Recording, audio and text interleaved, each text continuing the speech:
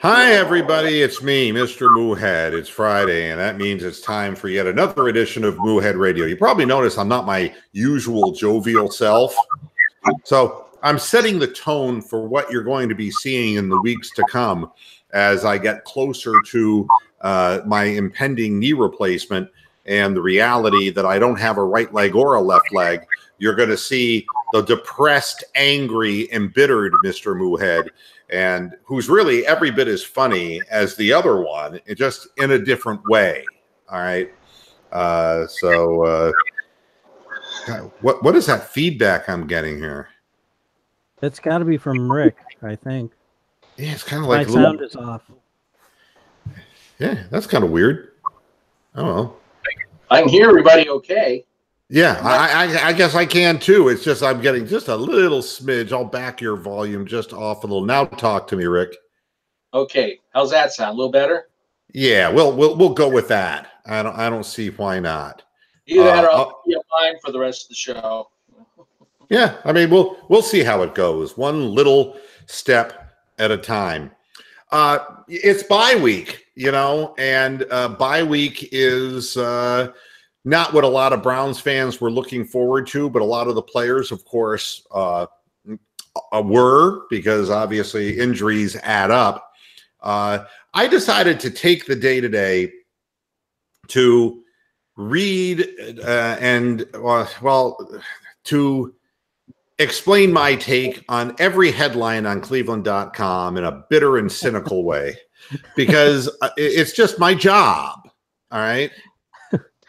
That's why you make the big money. Oh boy, I can't wait to get to the Mary Kay Cabbage portion of this show. Well, I mean, where do you begin? I sound like Andy Williams on Love Story theme, but where do I begin? They pulled it off the front page. It was so bad. All right, no, it's still up there. Okay, here's where we begin. What could go wrong? Terry Pluto book excerpt from the Browns Blues. So, okay, the Christian masturbator now he's writing a book about the Browns Blues. So I got a little blues song that I can do. Da, da, da, da. I'm a masturbating Christian. Da, da, da, da. And I'm always feeling blue. Da, da, da, da. Pages of my New Testament are stuck together too, because I'm Terry Pluto and I got the Browns Blues. I'm a really good Christian because I want to kill all the Jews. Yeah, thank you. Thank you. Who in the hell would buy a book called The Browns Blues except a self-loathing Northeastern Ohioer? I mean, it's bad enough. The guy writes too many fucking books, okay? And, I mean, it's not like any of them were classics, all right? He ain't no Charles Dickens, and he's not even Darl's Chickens. He's Terry Pluto. Or Charles Dickens with 2 Ks into silent Q. That's right. A Sale of Two Titties. Yeah. I don't get the point, but I will give you the gist of the article. He's going all the way back to 2008, and the idea of, yes, Randy Savage. I can't believe that Randy Macho Man Savage, how does he know? When Savage met with Lerner, all right, we're bringing up the names of the 2 coaches that Savage was interested in: Rex Ryan, he liked feet, and Marty Schottenheimer before he had Alzheimer's, right? Lerner said, I don't like those names. Autistic boy spoke. Why are we dredging up 2008? That's 10 fucking years ago. But he does that constantly. If you watch his little snippets, he does that constantly. And that's why I call him Terry the Platypus. Hello, Cricket Drone. How you doing? Yeah, and all he does is drop whenever he has a thought in his head. He drops another egg, and it's always rotten. now Cricket Drone is asking, I wonder how much the Colts will blow my Jags out this week. I don't know, but I can maybe guess how much your Jags will blow. So, play on words for you there, Cricket Drone. And your cutie isn't here. I don't know where your cutie is. Stephen the cutie is not here. I know it's you, Samantha. I know exactly who it is. But I know that you're here for Stephen. And he even told me he was going to, take that wool cap off just for you. He was slowly but surely, layer by layer. He was going to, Get out the weed whacker for his back hair. I know you love Stephen. I know you do, man. And I'm just telling you the truth because he would never acknowledge that to you in the chat room. But he's going to start peeling off layers of clothing slowly over the coming weeks. I'm not going to be here to see it, but maybe you will. I'll leave the camera on and I'll just kind of walk away. But that's that's okay. We'll blame the oxycodone. Well, believe me, I'm looking forward to that just to get rid of where I'm at. I'll tell you something. Who cares if it's addictive or not? My personality is too. So we start with Terry Pluto, What Could Go Wrong book, and we go from there because that was the one that was most egregious to begin with. And then there's Les Miserables article. The Browns, of course, will draw a great candidate, so don't get confused by Hugh Jackson's shadow. And the gist of the article is that we're not talking about Greg Williams and Freddie Kitchens being any good. What we're talking about is just how bad Hugh Williams and Todd Haley were, and that they screwed everything up, and but don't be so comfortable with what you have because it can be better. All right, that's the point of that article, and which of course is all from a negative perspective, which is look how terrible the guys we fired were. Last time I checked, they're still fired, but I guess we're supposed to just hone in on that. Here's another one. Hugh Jackson's got a job already. He's down south, ball washing Marvin Lewis, the Bengals. Marvin Lewis. That's right. Working on undermining his career. Yeah, I mean it's and I'm more than happy to see Hugh go someplace else, And there is a river in Cincinnati. I just want to point out he can still submerge himself in a body of water. Actually, what I'd like to do or be thrown off the bridge. No, I just want him sent over to Covington, Kentucky, and let the boys take care of him. Okay? Yeah. Remember, Covington's just over the border, folks, but boy, it's a different world on that side. Woo-hoo! Ellie Mae Clampett and her Jethro Bodine, and oh, yeah. Hell yeah. It's Kentucky, Tim Couch territory. Here's the headline. Where would the Browns be if Hugh Jackson was fired after the 0-16 season? Now, let me answer this question for everybody, all right? It still wouldn't have mattered because you would have been starting out with a system that was being run by an idiot offensive coordinator. That's the first thing. And two, whoever would have been the head coach would still have been dealing with a situation where Tyrod Taylor is terrible. So that would be a problem. And Baker Mayfield wouldn't have been ready to play, and they probably would have been pressed to even start him earlier. And with a system that who knows whether it would be better or worse. I kind of like the way things worked out.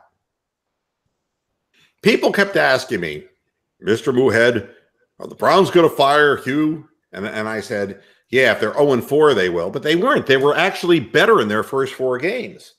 But they were 0-4 in their next 4. So I was right in a way, okay? I was right in a way. And they fired him at the right time. It gave Baker some time to get up to speed. You had a playbook he was familiar with. so he was able to just kind of go out and perform. And we have continuity, and we find out that the offensive scheme wasn't nearly as bad as the person who was calling the plays. So where would we be? I don't think we'd be in any different position one way or the other. Well, not only that, the new head coach would automatically have to be up Jimmy Haslam's ass and going around John Dorsey or ignoring John Dorsey. So yeah, there's that. And Samantha saying, I heard Hugh Jackson is on the Bengals staff. Well, actually, he's on Marvin Lewis's staff, and he's like a spindle. He's rotating. No. I think that's really wrong. Okay, but I'm bitter and I'm in pain, and this is the quality of programming you're going to be getting. I'm just getting, Anyway, Marvin Lewis's staff is not something that I'm going to be talking about. Not at great length. All right. And what will be the outcome of it? Do you have any link left? Yeah, no. I mean, shrinkage. No, I'm not talking about the rope they're going to hang him with now. No, let's not go there. It is true that he's on the Bengals staff, and the outcome of it is that he's looking to get a head coaching job because Marvin Lewis is wanting to leave, and this is Marvin's way of doing his friend a favor. All right. What night? Derek Frisbee. What a nice thing to say. It's favorite showtime. Hey, thank you. You've rapidly become my favorite chat room person, Jay Morgan just watched Mayfield mic'd up last game. Very impressed with his leadership skills. Yeah, nobody would accuse him of being a shrinking violet. That's for sure. In fact, the whole sideline looks and feels different. Well, yeah. I mean, God, it must have been like a cold breeze every time Haley and Hugh went by, Yeah, General Lanham's finally allowed to be himself. No, you know what it's kind of like? I get the feeling that Freddie Kitchens is like free, kind of like George Takei was when he came out, when he was strictly Sulu. Yeah, when he was Sulu, he couldn't really do that, like the scene where he's fencing, he couldn't go, oh my goodness, look at the length of this sword. He couldn't do that. But look how humorous and how lively his personality. Or trading hairstyling tips with Uhura. Yeah, that's right. I mean, look, girl, you got to change your look. Yeah. Too much subspace chatter. Yeah. But I mean, and that's the feeling that I get is that, it's like Freddie Kitchens is free of all burdens. And it's like so free that he called a horrible pass back to Baker Mayfield. That should prove to everybody that he was like riding high. Derek says, I'm glad you guys can see the comments. I thought you couldn't for some reason. Of course, we can see everything that you type. Good, bad, or indifferent. We see everything. This show makes Coward Show look like shit. Well, but you know something? Then it is a true prism because that's exactly what Coward Show is shit. So if I make it look that way, then I'm just sharpening the contrast so that you can see that shit better when you watch him. Kitchens and Baker are cooking up something good. Well, you know what I think? I think that it is two people who are at least on the same page.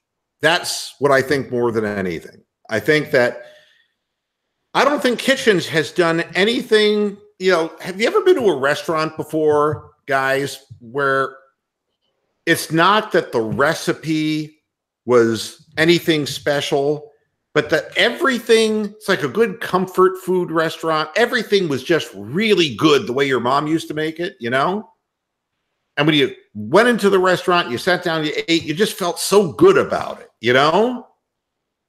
And if somebody said to you, is that the best restaurant you've ever eaten at? You say, no, not necessarily, no.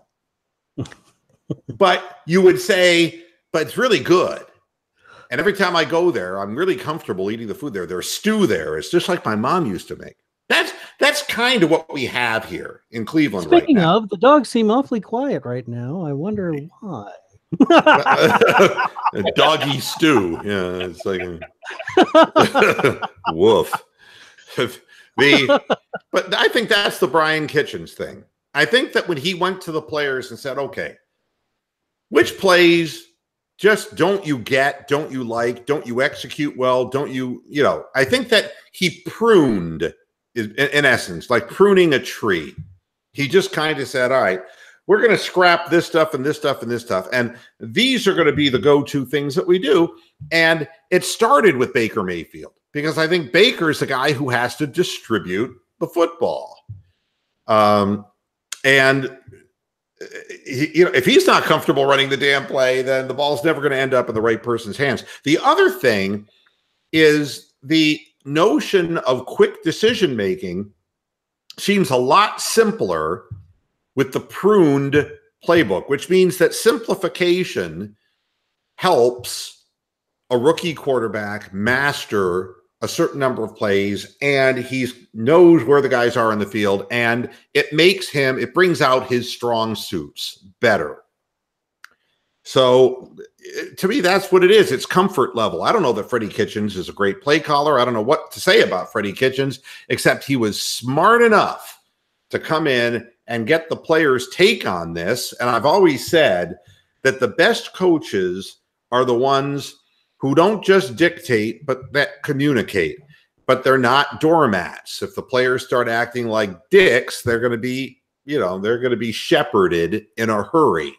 But, no communication. You could see in the Hard Knock show, you could see that Hugh was like, oh, let them take days off. And Todd was like, we can't take days off. We'll never be ready for the season, And you could see that they were at loggerheads. Now we have people who are in agreement. And so I think the environment's better. The players are performing better. But it doesn't. One of the things that J.C. Treader said when he was doing his little post-practice presser or post-game presser or whatever it was, he was talking about how Freddie had gone into the offensive line room to figure out which running to ask each guy which 5 running plays do they like. And so he kind of made it that way. I tweeted something that probably got more retweets than any tweet I've done recently. And it wasn't about Melania Trump, surprisingly. No, not at all. No, not at all. I mean, first of all, if I really wanted to conjure Melania Trump, I'd have to come up with about $1,000. But that's all it takes. But the thing that I said is what, and it's just really true. All you hear is Saquon Barkley. He's in New York, right? And his name comes up a lot because Eli Manning's been such an abysmal failure. Yep. But and people questioning, boy, could they have gotten a quarterback? But Saquon Barkley has, gotten like 586 yards or whatever from scrimmage, and he's averaged 4.5 yards a carry. He's shown big play capability. He's kind of a dazzler in speed. He's got all of the markings of a first-round guy, and he's doing well. He's catching balls out of the backfield. And then I looked up, because you mentioned Sonny Michel in our last show, Brian, and he's run for about 440 yards, and he catches a lot of balls out of the backfield too. In a split backfield. Yeah. I mean, and he's done he's on a rotation with White and what the fuck is the other guy's name? Oh, I don't even pay attention to New England. Oh, I don't know. Yeah, but who? Burkhead. Is Burkhead even on that team? I don't even know who. Yeah, I purposely just kind of fade away when. Anyway, he's one of 3 backs that gets rotated through New England, so that's why his yardage is kind of skewed. He's had a very, very good rookie season. But at the top of it all is Nick Chubb, who's getting no national press. Nick Chubb, who couldn't get the ball more than 3 times a game. Nick Chubb, who has far less carries, 130 carries for Saquon Barkley, only 90, approximately not like 94 for Chubb, and Chubb has 579 yards. It's like, well, how did this happen? And he has every bit as much big play capability as Saquon Barkley, and has exhibited it on 3 very long touchdown runs. And he averages. I still say he should have had 5 against the Raiders. No, I mean, look, he averages 5.6 yards. Is that right? Or 6.2 yards? It's 6.2 yards per carry. And everyone was saying, well, gosh, his numbers were all pumped up because of the few carries he had, and those are jacking everything up. He's now playing every week, and he's still averaging 6.2 yards per carry, and he's still making big plays. In fact, I could, I could make the point that he is the best rookie running back in the league. I could make the argument, and that he's just getting going because he didn't get a chance early on. Now, Anthony Nasca is asking me, Moohead, what's your real name, sir? Wow. First name Moo. George Holstein. First name Moo, last name Head. Oh, here's your name. It's Moo Head Radium. No, my first name is Mark. I will tell you my first name is Mark, but I don't really want to. I mean, you can, if you really want to find out, you can find out through the internet, But I am Mr. Moohead, and I am a big and furry bovine. Those are indisputable facts. Anthony says, sorry, I'm new. Don't worry. If you were like Steven, you'd be nude trying to attract Samantha. God, this is just trying to mow that back hair. Yeah. Oh, well, Stephen Rose is in the chat room. Yeah, it's been here a little few minutes. Yeah, I've been here quiet. Oh, I didn't really. Well, you have start taking your clothes off now, piece by piece. I primed Samantha for this moment. He's not responding. He muted his mic, in fact. Okay. He just said one moment. Talking to him. He's just freaked out. I think he's going to start stress eating now. He's reaching for his challenge flag. Is that what he's reaching for? Oh, poor Steven. Jackson Edition challenge flag. Oh, all right. Sorry.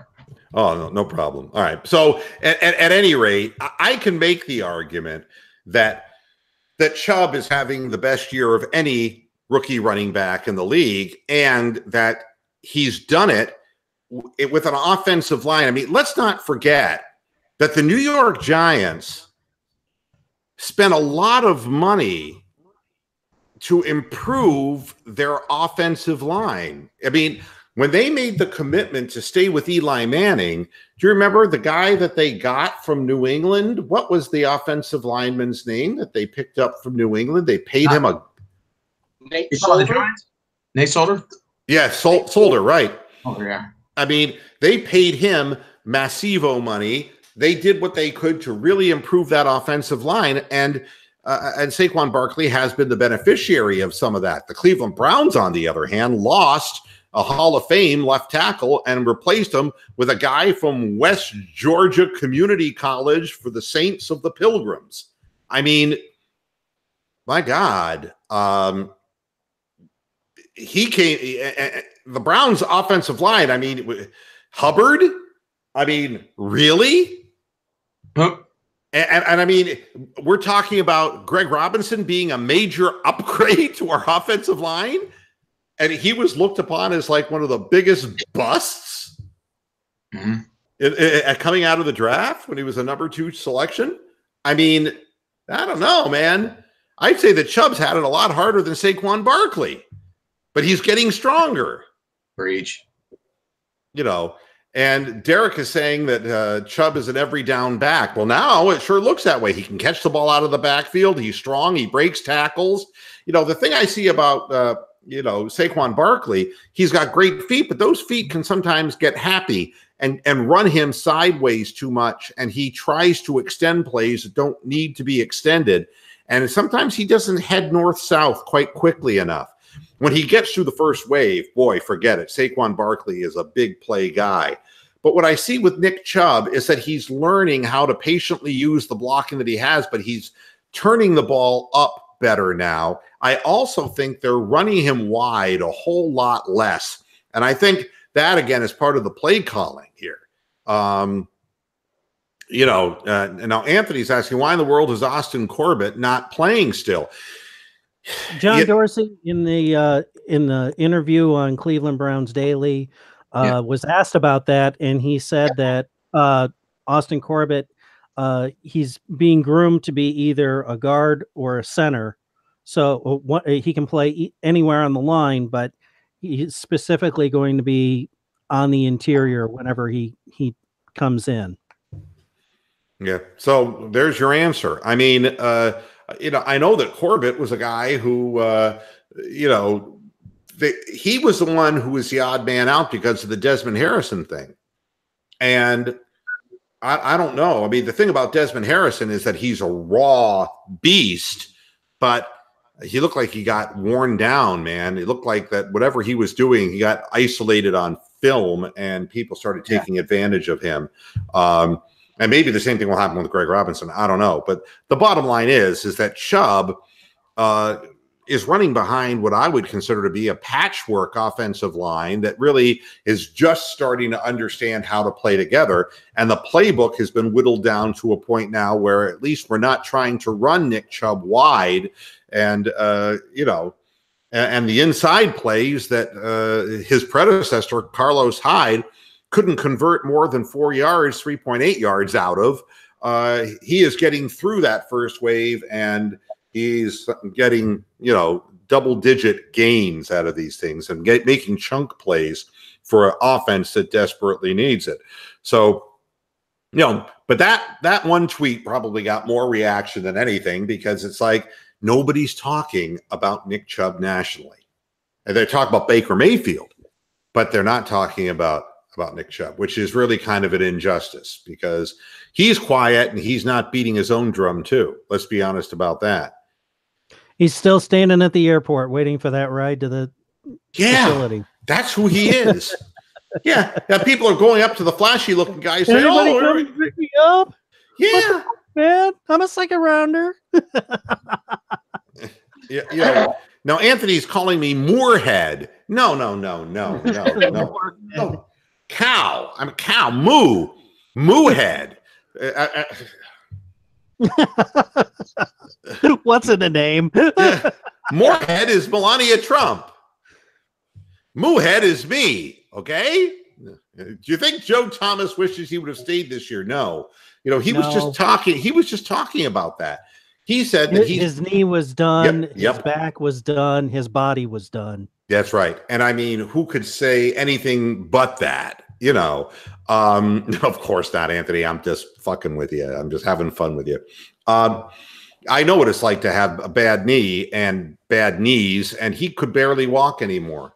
And no, I don't think that I think there's a part of him that wishes that Baker Mayfield had come here 4 or 5 years earlier so that the end of his career could have been something more substantial, that he would have had more good fortune with the Browns and seen more victories. But other than that, I think that he's thrilled that Baker Mayfield is in Cleveland. He thinks he's a really fine player, but he knows that his time came and went. It's like the same thing when Jordan retired in 2004, if they're like, well, if he would have stayed another 5 or 6 years and assume if he would have been a little younger, then you could have seen him and LeBron have more of a rivalry. But then, of course, that didn't happen.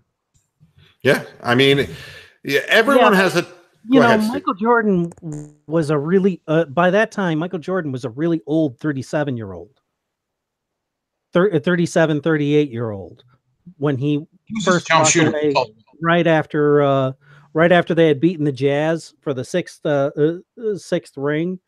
for 6th championship. Yeah. His body was pretty well barbecued. Yeah. And then the shit with the two live Jews in Chicago, where Krause got out there and said, organizations win championships, not players, with Michael Jordan standing right fucking behind him when his team didn't do a goddamn thing when Michael Jordan was playing baseball. No, I mean, and for all the talk about how great Scottie Pippen was, you know, again, being Robin requires a Batman, you know, and look, people only last so long in sports, and you can't pick your time. And Joe Thomas, a Hall of Fame player who just played for a lousy organization, and it shouldn't reflect on his, you know, what he receives as far as his props as a great player, you know.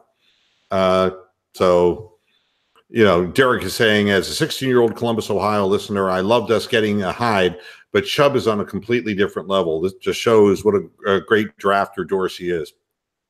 Yeah, I mean, so Derek, you're a 16-year-old? He might be the new Tony the Calf. Oh, geez. Do we have to watch our language now? No. Tony the we have Calf. To turn it down to G rating because we have children present. Tony the Calf was one of 2 teenage viewers. The other one started a podcast. He was like 16 years old, and Tony the Calf at the time was probably close to that age too. And the only thing that, and I got to see Tony grow up. I mean, that's really one of the cool things about this program. At least out. No. I mean, I saw him go from a kind of a shy, you know. I saw him go from a slightly potato-like figure to a beach ball. Yeah. No, I mean, he was a naive kind of young 16-year-old guy.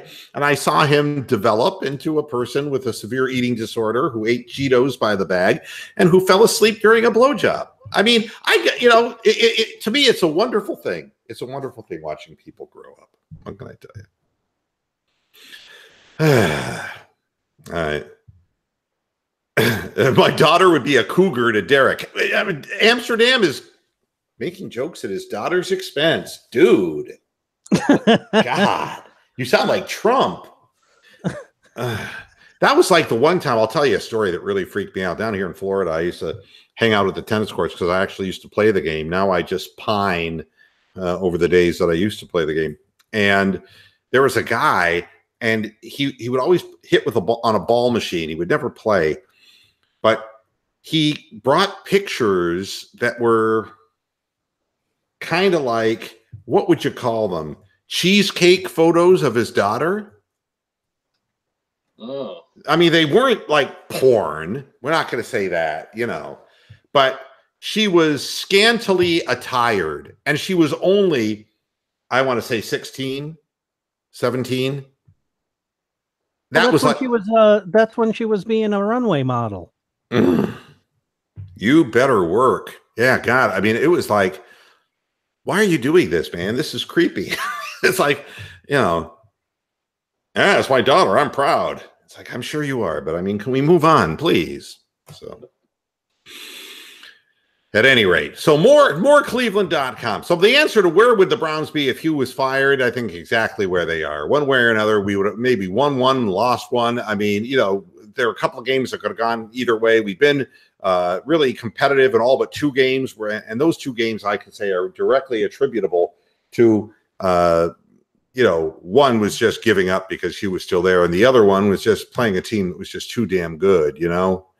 And I think we're going to probably get owned by somebody else this year by the time it's all said and done. I mean, we're not out of the woods by any stretch of the imagination. Next headline, grade Baker Mayfield's performance through 10 weeks of the season. You know, it's like, well, you know, it hasn't been 10 weeks for Baker, so can we put a halt to that stupidity, please? Baker Mayfield's played X number of games, and I think that what we're seeing with him is that you don't really want to open an entire playbook when your play caller is a mongoloid idiot. I think that if your offensive play caller now has never called games in his life before, you trim things down, you kind of simplify things. And at least Freddie had the sense to go to the players and come to the conclusion which plays to cut out, as opposed to just arbitrarily doing it, which is what Todd Haley would have done. But Baker Mayfield's performance, what I'd say is that he has survived the hardest part of the season, because of any rookie quarterback who goes through a play caller like Haley and a head coach like Hugh Jackson and has to tolerate that stupidity and is able to summon the will to get better and to get excited again like he did. That says more than Sam Darnold, who's had the same staff and has progressively gotten worse as the season's gone on and has become a hand-wringing baby. So I give Baker Mayfield an A because he survived. Because it's easy for rookie quarterbacks to really throw the towel in because they get beat up. And he was getting beat up, believe me. But there's been a renaissance. He sure looked excited and, or as he put it, dangerous out there. So here's another headline. Grade Myles Garrett's performance through 10 weeks of the season. I'm going to leave this to my panel. Grade Myles Garrett's performance, guys, and let's see what order we want to go in here. We can start with Steven. Yeah. What was the question? Oh. He is like Tony the Calf, by God. You were zoning, man. Grade Myles Garrett's performance through 10 weeks this year. I'm going to say an 8. An 8 out of 10? 8 out of 10. 8 out of 10, yeah. All right, Rick? Well, if it's on a scale of 1 to 10, I'd have to say 7. Too many offside penalties. Sometimes I think he's just guessing. All right, and Brian? Brian? Somebody nudge him. Brian fell asleep. Well, I'm lying in bed just like Brian Hallman did. Oh, I guess we lost him. Maybe his computer seized up because he's been having some computer difficulties. Yeah, my electricity actually cut off. That's why, like when he was answering the question to Jordan, I got out of the room because my electricity went out for about 2 minutes. Yeah. Now, my feeling about Myles Garrett is simple. I go by the same rules with everybody, and that is how do they progress as the season goes on. And Myles Garrett has become less disruptive. He has become less aggressive. He has become more frustrated and jumping off sides as people have been more successful blocking him or holding him, depending on who you believe about that. And he has not been the big difference maker. I think that the guy that we thought would help him do that, Agba, has turned out to not be a big difference maker. And I say that the Cleveland Browns are short of pass rushers. I think Myles Garrett is a legitimate pass rusher, but I don't think that he's Jerome Kearse. I don't think that he is just going to run around people. I think that we need more outside help on the opposite side, and I don't think Agba is the guy. If I had to go on a scale of 1 to 10, I'm only giving him 6. And the reason I'm giving him 6 is he got off to a great start, but the wheels are coming off in recent weeks. And he's sitting at 9 sacks for the season, which isn't bad, but the bottom line is it's not been dominant. He hasn't had that dominant game where the guys who are really the high motor top level people will have a game like where they sack the quarterback 3 times and disrupt plays repeatedly in the backfield. Can you guys hear me now? Yeah, now I can. Okay. All right. So go ahead, Brian. Restart. So Brian, yeah, I was going to say I would have, on a scale of 1 to 10, I would have given him a 7.5. Yeah, I mean, he's gotten sacks, but he's made mistakes and he's disappeared, especially on run downs. Yeah, I just Ogba's the one running back 13 yards to tackle somebody. Yeah, now Anthony is saying, come on, give him an A, not an A+ because of the penalties. Again, I have to take into account where he was drafted, Anthony. All right. And I have to take a look at how he started out the season and what he's been doing in recent weeks. And it hasn't been an even effort. And I'll tell you, the whole Hugh thing brought him down probably more than it brought down Baker Mayfield, which tells me something about his toughness too. And the one thing that I wonder about Myles Garrett is his temperament, because he's kind of a talented but kind of soft-spoken, understated kind of, as far as he's not like vociferously aggressive. He's more chatty and personable and kind of, going to get a headline with that, but not mean enough for me. You're playing in the AFC North, and it's. You think he needs to be more passive aggressive or more assertive? He needs to be more assertive physically. Instead of concerning with himself with beating people off the line, maybe he needs to work a little bit more on technique. That would be the first thing that I would say. That this is not just a game of one thing or another. You got to have technique, but you also got to have that bull rush in you. You got to have that nonstop, no dog in you. And I can see a little dog in him. I'm sorry for a guy who is that high of a pick. It isn't the dominant guy I was hoping to see week by week by week. Let's just put it that way. So I give him a 6 to try to motivate him and light a fire under his ass is what it amounts to. And I'm not thrilled with our whole defensive line. Ogunjobi has also disappeared. He got off to that great start, but you're not seeing him in the backfield anymore, and I'm not sure why that is. But in the first couple of weeks of the season, man, we were living in the backfield of other teams, and now all of a sudden, man, I think they've also been doubling him up with the center guard, because the guy whoever that they put next to him is getting singled and getting taken right out of the play. Yeah, maybe there needs to be, I don't know. There comes a point where scheme can only do so much. You beat your man off the line of scrimmage, or you use a technique that keeps him off balance, that allows you to get into the backfield.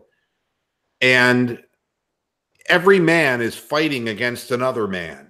I mean, it's trench warfare.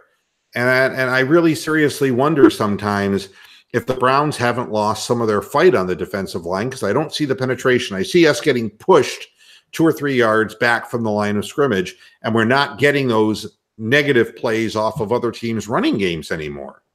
So, and I understand that we have hurt defensive backs that has pushed us into zone coverages. I get that, but that's still not the defensive line.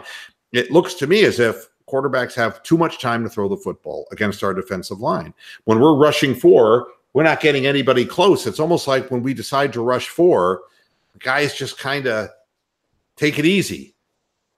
They stop pushing. So, and I think, yeah, there's going to be some double teaming of him. But, in the end, you can't just start jumping off sides. You have to, we need another good outside pass rusher. And I never thought Ogba was that guy. He had a couple of games where he did well last year, but he was a run stopper.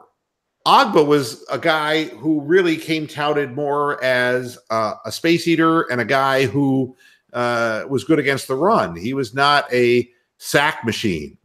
So I never got the whole thing of why people believed that he would make Myles Garrett a better player. I never got that. Now, Perfnotch is saying, Moo, any advice on what to do this Sunday afternoon with no Browns football? Well, you could go to Terry Pluto's book signing. Well, I guess what he's implying was that he's used to seeing your halftime and your post game, but you won't be seeing that Sunday. So it'll be kind of your day off. Oh, well, yeah. I mean, I don't have anything to say if it's, I'll be watching some football games. Yeah. But, it's not like I have a whole lot to say about that. I love my Browns, and that's what we do. And I guess I get my week off.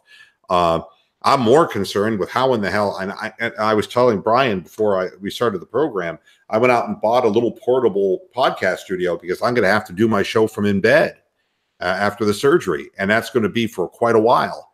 So, I'm trying to figure out, as we go along here, how I'm going to do this. I set up a television in my bedroom so that I won't have to physically move to the studio here in order to do my show at halftime. I'll just mute the TV and I'll have the computer in front of me, the laptop, and I will broadcast. And so that I'm taking my bye week basically to ergonomically set myself up for what could be months of downtime. So trying to make my house a little bit friendlier, for a crippled cow. Moo, would you have given up the cost to get Mac from the Raiders? No. Because one thing that I know, and that's anyone can get injured at any time, and you pay that kind of money for a specialty kind of player, and what you have to give up when you're an incomplete roster, it doesn't work. And, so no, I wouldn't have done that. But, and I don't know that, it's very similar to the, what happens to Major League Baseball, where people spend all kinds of goofy money on a given player. And sometimes it really works. And sometimes it ends up that player, is good for a while, but then they end up A-rodding out, and then it just become. Well, I was going to say Jose Canseco, but yeah. I mean, you had that 40-40 season, and then 2 years later or 3 years later, he's getting bounced around the league and can't connect with anybody. Yeah, I mean, it's. I've never seen huge money deals like that for guys who have been in the league for X number of years ever really pay off, because baseball, it's more of a reflex thing. And sometimes you can actually get some goodness out of a guy like Eddie Encarnacion, even when he's 35, 36 years old, they're still popping his bat. Then there's Napoli, who fell off a cliff, and somebody's always left holding the bag on these guys, and somebody spends a lot of money every time to try to get them. And, for a couple of good years out of Mac, what we would have to give up, the assets become more important, because we're, functioning in a league now where it's so fast and furious that injuries, you've got to constantly have an infusion of young talent. It's probably the single greatest reason why you need to have stability in coaching and in coordinator positions, because the guys that you draft, or the guys that you get as free agents, or the guys that you get as UDFAs, those are the future of your team. And that's the depth of your team. And the more continuity there is from season to season, the better they get at the system. So that when you invariably lose good players, as we have in our secondary, there's guys behind him who can step up. We don't have those guys right now. So, and you're not going to have guys if you, go after the big contract. Yeah, that would have Khalil Mack, what he got from the Bears, or what he signed with the Bears, would have eaten up like 90% of the cap space for the next I don't know how long. Yeah, I mean, it would have been way too much. And and look, which would have put him in a position that once Baker Mayfield's rookie deal was over with, they wouldn't be in a position to sign him. Yeah, I mean, that's why the financial people, let's just put it this way, the financial people in football, the cap guys, as they're known, are such important people.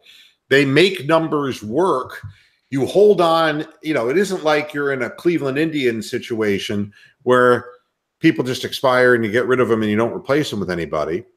You know, with football, it's really a rotating door because free agency is such a fluid thing in the NFL that, you know, people are coming and going all the time. And the more you draft quality people and keep a solid, steady methodology with coaches and with coordinators, you're going to maintain some of that goodness. As opposed to baseball teams. I mean, I saw with the owner of the Philadelphia Phillies who were great and then all of a sudden petered out at the end of the year. His quote was unbelievable. Did you see the quote of the owner of the Phillies? And what did he say? I mean, it's let's see if I can last team or something. No. Let's see if I can go to the okay, here's the quote. Phillies owner, we're ready to spend money and maybe be a little stupid about it. Whoa. Now, I say, you know, we're going into this expecting to spend money, Middleton told USA Today Sports, and maybe even be a little stupid about it. While he wouldn't address high-profile stars who will be available like Bryce Harper and Manny Machado, I don't know who you're referring to, he jokingly told the newspaper, but said the Phillies will be spenders. Yeah, they have tampering rules in MLB, so if he says anything, they can really come after him. Oh, really? But again, they have a payroll of less than $70 million for 2019 at this point in time. That's what's committed, giving them flexibility to reshape their team. But you see, that $70 million, by the way, so that you know, the Indians, I think, are like $135 million, something of that effect. That $70 million base committed to amount, if you go after a guy and if you were to land a Bryce Harper, do you know how much that payroll goes up? I mean, and do the Phillies have a fan base that's going to support that kind of spending? Well, like last year, that was the whole reason that the Browns had to go out and trade for somebody like Osweiler, who had that giant salary. So that kept them off the and keep them for a certain amount of time, so that his salary would keep them off the keep them out of the below the minimum tax. You get taxed for overspending, but you also get taxed more for underspending. Yeah.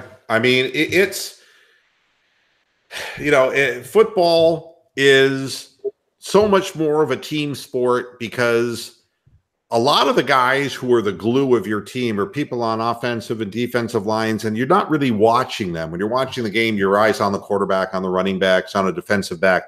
It's on skill position wide receivers. But the trench warfare you don't see. And you see what horrible things happen when you have no offensive line. You see when you don't have a pass rush, how somebody carves you up. And, you know, and look at the difference when Schobert plays versus when Schobert doesn't play, you know? And it sometimes it's just a guy who fits into a scheme well because Schobert was a bust in the 3-4, and in the 4-3 he is, you know, a better presence. Schobert's extremely. He's also being coached differently. Well, and I think his responsibilities. He's being coached in respect to what his skill sets and what his mental acumen are when it comes to the game. So he is under Greg Williams. He's blossoming, but you put him on another 4-3 team, that may not be the case. Now, next talking point on Cleveland.com, Colin Sexton making it tough for Larry Drew to start George Hill when he returns. Well, you know, I have a real simple answer for this. Why would you start George Hill? Why is at this point in time George Hill anything more than an afterthought? He was pretty well washed when he was in Sacramento, and he got used to losing there. And he was never a world beater. Even in Indiana, he was a control player. He makes a good backup point guard, and we have a 19-year-old kid who's trying to get better and trying to learn as he goes. So, I mean, again, these are kind of stupid things, it shouldn't be tough for Larry Drew because Colin Sexton, in this period of time that he's been starting and actually playing with the starters, as opposed to playing with that awful bench that the Cavaliers have that keeps changing from week to week because of injuries, he's actually developing a little bit of chemistry, and Colin Sexton is looking a little bit more comfortable. It's a lot like Baker Mayfield. It's like, let him show what he can do. You drafted him 8th overall. The future is not George Hill. Let George Hill be the glue for a bunch of second string guys. And did they officially retire the blue and orange uniforms that they wore the other night, or are we going to have to see those ugly ass things again? I think that there are colors, but I hate that uniform. I think most everybody didn't care for that. Hey, Mark Ross, thank you. They weren't real attractive. Let's just put it that way. But again, when something is designed by somebody who's colorblind, what do you expect? Vinny Testaverde actually designed those uniforms. Just unbelievable. And he kept wanting to throw the basketball to the other team. Yeah. And Derek's in the chat room saying, "I can't believe Bryce Harper turned down $300 million contract." Wow. There is no end to somebody who, quote, going to be stupid about it. That baseball is, because of the way it's structured, has no ceiling. No ceiling in big cities. Well, and it's Steinbrenner. It goes back to Steinbrenner with his $250 million. Well, actually, no, it's the Texas Rangers that did the first $250 million. And then he decided, well, I can pay him $250 million for 10 years. And so now everybody thinks they're worth $250 million. And it's like, no, you're an 8th string fucking third baseman in AA. You're not worth $300 million. I'm sorry. So why would Harper turn down the $300 million? Well, it depends on who it was offered by. Yeah. I mean, it's right now, you don't commit to anything because you just don't know who's crazy enough to offer you more. Plus, you want to end up in the best situation possible, not just take the huge payday and then, well, we're on a 17,000 game losing streak. Isn't that great? Yeah. I mean, I think of the economics of baseball when I think of the Florida Marlins and how they won a World Series and how literally right after winning a World Series, they just turned into a goodwill store, and have never have heard from them since. And that's the economics of baseball. Is you either have an escape route like Dick Jacobs had, you run up the Indians' payroll to $95 million back when, and then you find somebody dumb enough to buy the team and you make a big profit. You buy low, sell high, and get out of the game, which I think made Dick Jacobs the smartest and the best owner who we've seen in Cleveland. Or you end up paying that price and end up handcuffed by the circumstance of where you're at and what you own. And that's the Dolans being handcuffed basically within a realm of payroll structure that will not compete. That will basically, if we get ourselves a guy who's a high priced guy, it just means that we're going to end up with platoon outfielders. We can't field Jason Kipnis is until he's fucking 917. You're right. I mean, you're gonna only be able to fill so many positions and not a full roster. Doesn't it suck that, like, unless you're the Yankees or the Red Sox or the Dodgers, all the other teams are just farm teams building up their players, and once they get good, Boston comes along and is like, ooh, I want that one. Ooh. It's the weakness. It's the weakness. Yeah, but that's it. That's the weakness of Major League Baseball. The fact that it's structured in a way that, because there is no profit sharing, really, in the true sense of the word, that teams in New York have massive broadcast rights, and those broadcast rights provide massive amounts of income. Whereas a team like the Kansas City Royals, the Kansas City Royals TV network is 3 stations, and it's basically a guy with a megaphone on top of a barn. I mean, it's difficult to compete. It's almost equivalent to slave plantation. You know, like the slave plantation owners come down and they say, well, this guy right here can do this, this, and that. Okay, well, I'll buy him. And then, you know, the Indians or the Astros or all these smaller market teams are like the guy that's selling, you know, these people to them. It's like, what's the point of having our stars if you're just going to steal them away with a big paycheck? No, that's part of the, you know, the realities of the economics of baseball. That's one of the reasons why it's hard to get excited. I mean, I think the Indians in their own way did the right thing by concentrating on pitching. The problem is we used up so many years of goodness, you know, for Kluber that we thought that Salazar would be a guy, and then Salazar's arm never held up. And it took us a long time to find Clevenger. And all the while that we're trying to develop, you know, we're going through all of the McAllisters and all of the pitchers that we go through, and the starting pitchers like the Tomlins who stayed for too long. We end up, Kluber just keeps getting older. All right. So it's kind of like the Joe Thomas thing. You wake up one day and Corey Kluber's gone, and then you've lost your big starter. And then you start looking at your, you know, then you're asking yourself, God, you know, we can't afford to re-sign Cookie Carrasco, you know? So what are you going to wind up with? You're going to wind up with guys who is the guy we brought up this year who was actually pretty good? Gonzalez? No, the pitcher, starting pitcher. Oh. Why am I? Yeah, Bieber, right. You know, and he looked pretty good. But again, he looked pretty good as a fifth starter. What if he's your number 2 guy? You know, it's the Indians are at a crossroads where they're going to get worse. There's just no way around it. And we tried to build through pitching, and I really approve of that because, the only problem is that usually playoff baseball, the strike zone broadens, and when we play the Yankees, they got the broadened strike zone, and we got the slick baseballs that didn't break.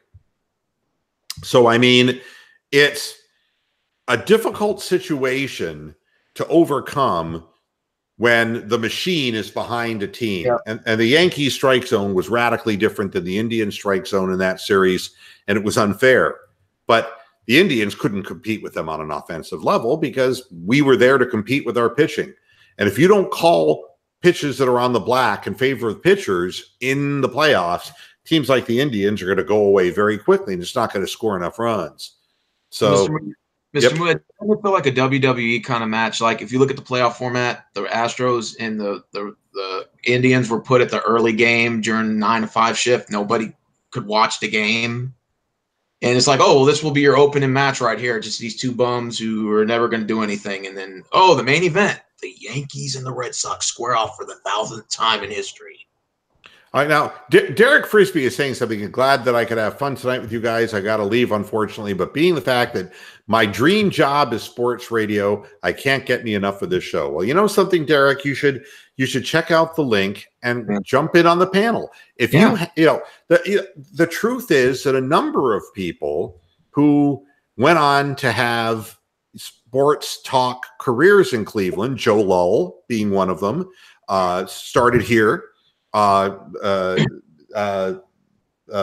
Tony Sports Boy Lima here. These are people who went on in the business to get full-time radio jobs in sports talk. We talked about Derek Fournier of What the Buck, Tampa Bay. And start right here.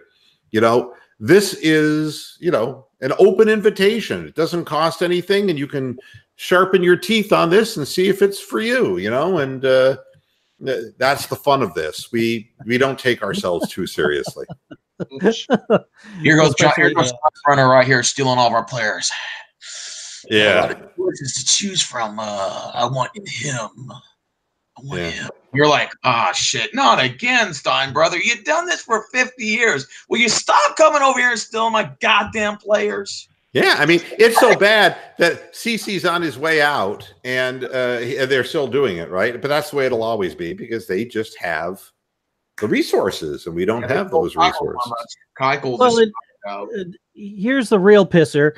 Can you imagine that Steinbrenner almost bought the team, almost bought the Cleveland Indians, but they couldn't agree on numbers, so he bought the Yankees instead? Well, the numbers worked in New York because there's upside. He knew that he could jack up the advertising rates for the games. You know, the thing about Cleveland is, I mean, how much is Mr. Hero going to spend on a spot? I mean, this is mid-market America, and I come from mid-market radio. And there's a big difference between running radio stations in Flint, Michigan, or in Binghamton, New York, or in Danville, Illinois, and the other places I was at. There's a big difference between that and owning radio stations in New York City, Los Angeles, and Boston, and, you know, in top 10 markets. It's night and day. It's different. So baseball, you know, that's the way it plays out. I mean, the thing that's amazing is how Brian Cashman has been so inept in his ability through the years to bring World Series to New York with all of the luxuries that he can afford. It's, yeah, I mean, God, I mean, he's got an open checkbook and he still couldn't get it done. Maybe he needs to pull a George Costanza and cut out sex. Yeah, I mean, well, the Yankees just laid down to the Red Sox. The Yankees just laid down to them, man. I mean, in my mind, the Yankees aren't close. I mean, Severino, the wheels came off him in the playoffs. Is he a choker? I don't know.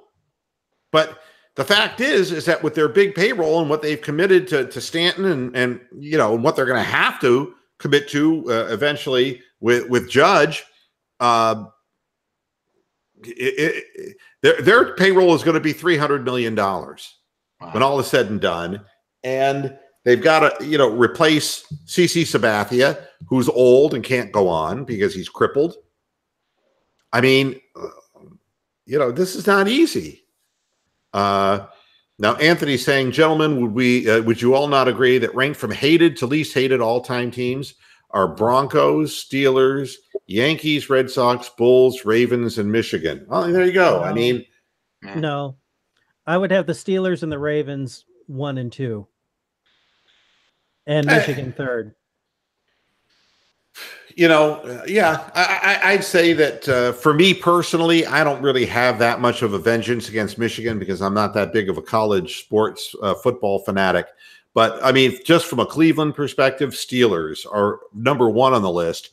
I grew up in a generation that listened to Pete Franklin on the radio on 3WE radio, which is on WTAM radio. And Yankees were the most hated of the tribe's opponents, even all the way back then. The Broncos, I really don't have much feeling about, although at the time that it happened, I had more feelings about Marty Schottenheimer and the refusal to get ahead in games and trying to win close games that just caught up to us every year.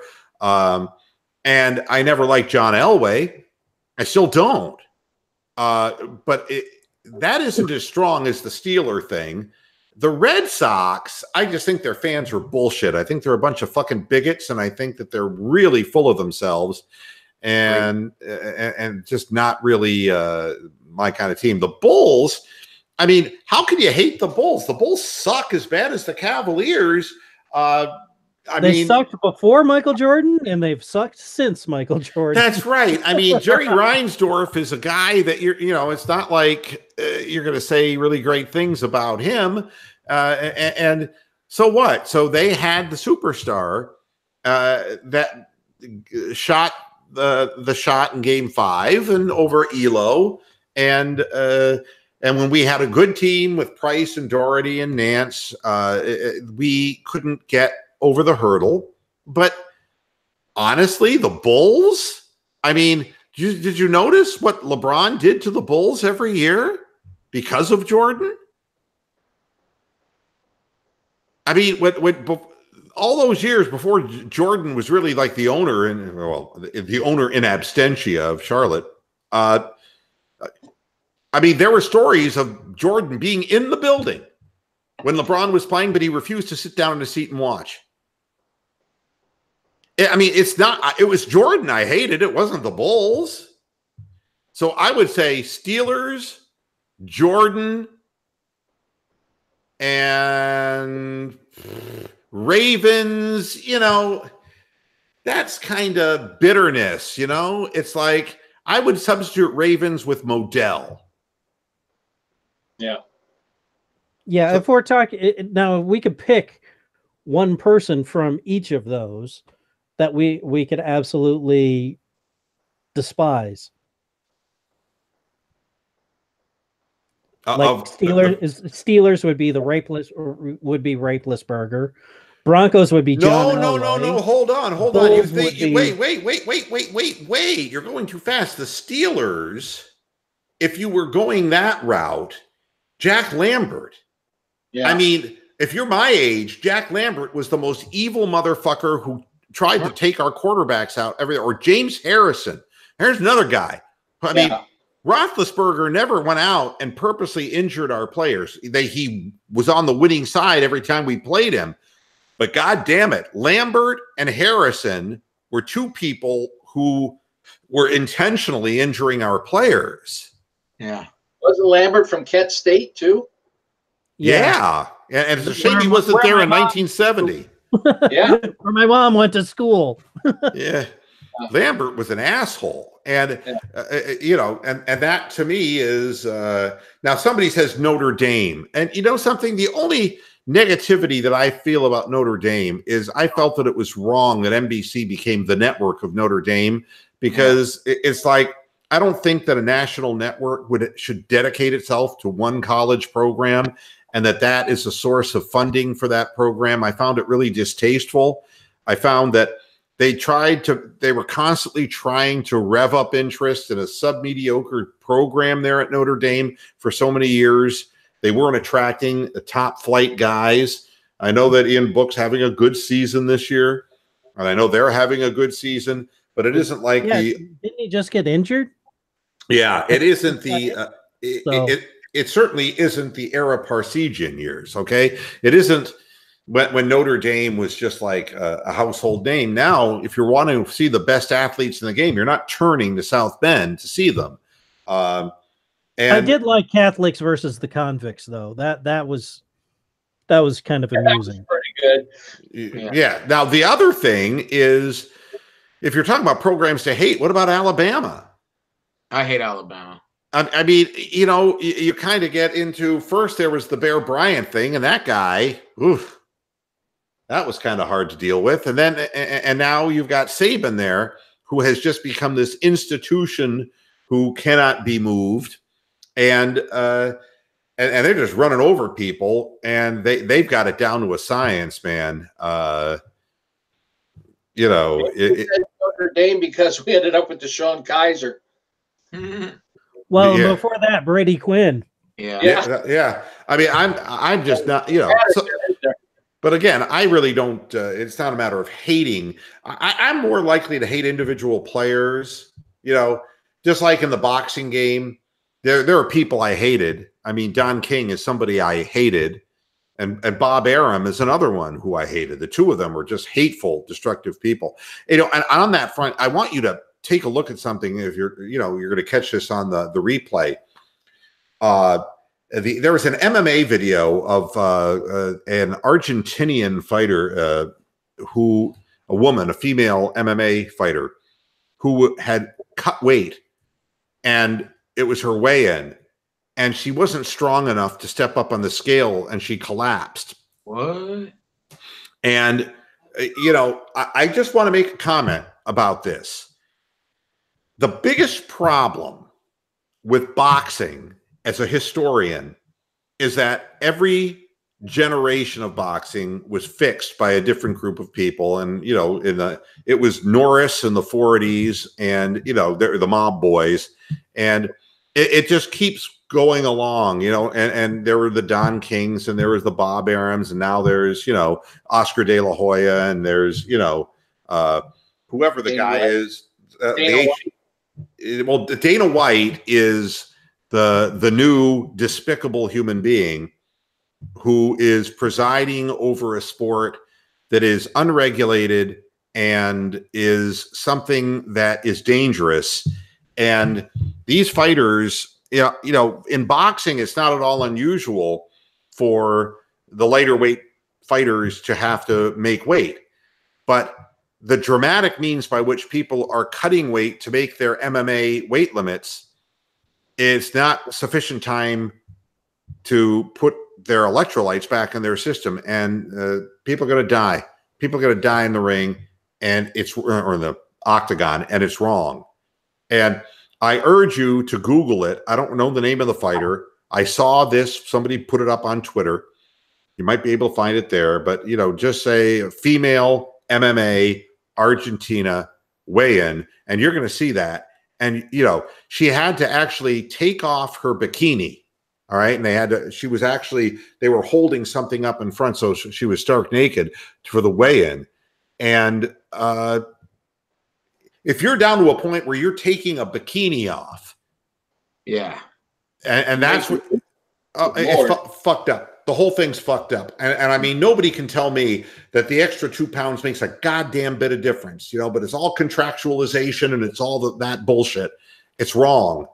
And, you know, so if I had to say somebody I hate, Dana White is the new guy I hate, you know, and I can tell you so many from the boxing days that, you know, people that I hated.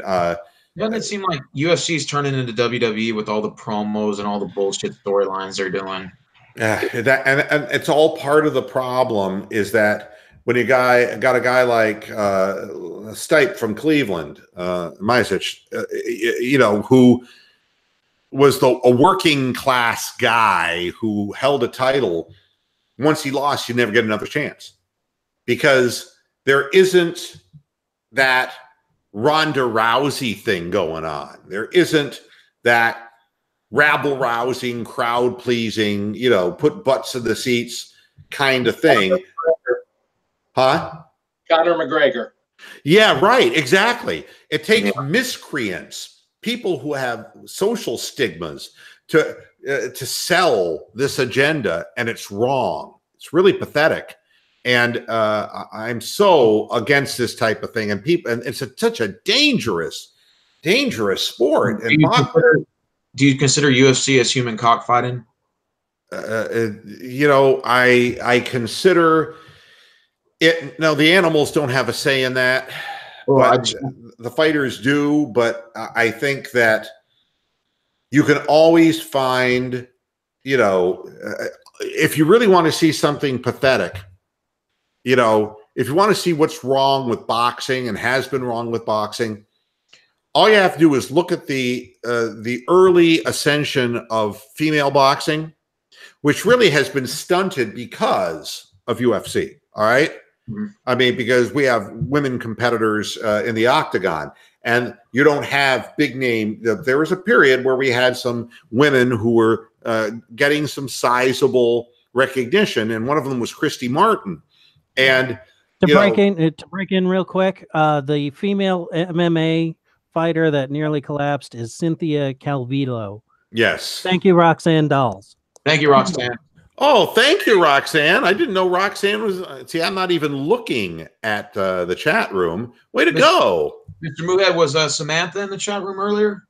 Yeah, oh, she was. She was waiting for you to take your clothes off, dude. You didn't do it. Oh, what did she say? She just said, "Where's Steven at?" Yeah. She said, you know, I love him. And I said, yeah, yeah. She goes, I love Steven. I said, yeah, I know you do. I said, he's going to peel off his wool cap for you, man. Wow. Yeah. But hey, Roxanne stepped in and stepped up to the plate. Way to go. Yeah. But don't watch the video if you're like me and you're kind of upset about this kind of stuff, because somebody can't even step up on a scale and hold their weight up so that their weight will register. Yeah. And that's true. Cindy's telling the truth. Steven, she said she likes your smile. Yeah. I like your smile. I think my smile is hideous. Look. Well, as sung by Timmy Bartholomew. Bartholomew. You're not going to bring that up now. You know? I'm going to have to bring Timmy out, though. The more pain I'm in after the surgery, he'll just come on and go, God, my knee hurts. It hurts. It's nothing but pain and misery, despair. I want to read an existential novel. okay. Here, Timmy, you'll love this one. So at any rate, yeah. But when we talk about things that we hate, I don't think teams so much. It's individual players that I remember who just rub me the wrong way. Kind of like in the major leagues, you know, Parkman, you know. Remember Parkman, the guy on the opposing against the Indians in Major League? Yeah. Somebody who's just a bad guy, you know, and every sport has them. Maybe I'll even make a list one day of all sports' most evil, vile people, you know? And, but no, I don't hold any resentments against the Broncos because they beat the Browns back then. I mean, geez. Hey, doesn't John Elway sort of look just like Horsehead, the Broncos logo, like just like Horsehead? He is a horse mouth, and you know, I never really cared for him, but you know, but he's had his comeuppance because he's not leading that team anywhere. He's not leading them anywhere. My dad always used to call him Mr. Ed. So yeah, well, I mean, that's what. Yeah, and you know what's amazing about? And hey, OG, how you doing? The other thing is that it's not like he's been great at picking quarterbacks. You know, it's not like his knowledge extended beyond playing the game. He certainly has not led that organization down a good road. So just put the Bronco wig on him and just tell him to smile like a horse head, and you'll look just like the fucking Broncos logo. I swear to God. Well, I don't even think of Elway anymore because his team is nowhere to be seen, and they've been. I used to say the same thing about Shannon Sharp. Really? Whenever he put on that horse head. Yeah, I don't know. At any rate, I think I've said everything I wanted to say today, and it really wasn't as bitter. Oh, here's one headline that's come up. Kyle Korver's return won't bump David Nwaba from the rotation. Well, that's nice to see because Nwaba, you know what Nwaba reminds me of? Very, very early Bobby Phills. He's the same height at 6'5". He is muscular and he is athletic, and he starts out from a defense-first perspective. David Nwaba may never develop the kind of offensive game. He's got some strength going to the basket. Bobby Phills. Downtown Julie Brown. Wabba, wabba, wabba. Is that true? No. Oh. But that's what you used to say on MTV. Oh, I gotcha. Hey, so Mr. Moohead, your Cavs play at Detroit on Monday, and then you guys play the Lakers Wednesday, Sixers Friday, then my Rockets on Saturday. Yeah, wow. Yeah, so. The yellow brick road. Yeah, what do you want me to say? I mean, you know. Did you enjoy that 86-point output by the wonderful, all-conquering Warriors? Yeah, well, I mean, again, we kicked the Warriors' ass yesterday. I mean, I know they didn't have Curry, so I'm not going to brag about it too much, but we kicked the living shit out of them yesterday. Yeah, well, right now there's a lot of infighting in that organization, and again, that's the thing that makes these dynasties so difficult, is that trying to keep players A, together long enough, and B, I think that it was LeBron who said this, and I think it's true, that when players first get together, there's this, everyone's pulling in the same direction. But what winds up happening is the more familiar they become with one another, that familiarity breeds contempt. And it's harder and harder to regain the level of competitive zeal. And people become comfortable. So, and Kyle Korver's return won't matter because Kyle's going to get traded. And I hope he gets traded to a real good team because I really like Kyle Korver. And I hope that he can have one last moment in the playoff sun with a good organization.